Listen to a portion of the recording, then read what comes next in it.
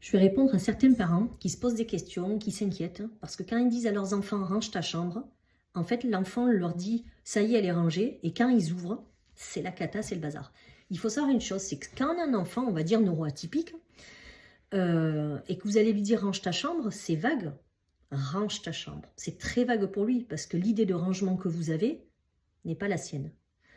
Donc l'idée, c'est en fait de, si vous voulez l'aider justement à ranger, alors déjà, c'est lui donner des ordres un peu plus précis.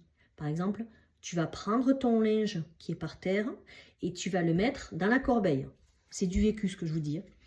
Ensuite, vous allez lui dire, tu vois, tes stylos qui traînent, tu les mets dans ta trousse. Et pour chaque chose, vous allez lui dire, tu vois, ça, tu le mets là.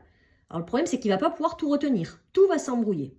Alors le mieux, vous prenez un tableau, vous savez, qui s'efface, ou son ardoise, et vous écrivez la liste de ce qu'il y a à faire, mais en étant précis. D'accord? Pour le lit, tu prends les draps, tu fermes ton lit, tu essaies de le faire à peu près comme tu peux. Le jouet là qui traîne dans la boîte à jouets. Alors le mieux, c'est que compartimenter les choses. Vous voyez, mettre des caisses, la caisse à jouets, la caisse à livres, je sais pas, la boîte à crayons, la boîte à feutres, c'est de l'aider à ça.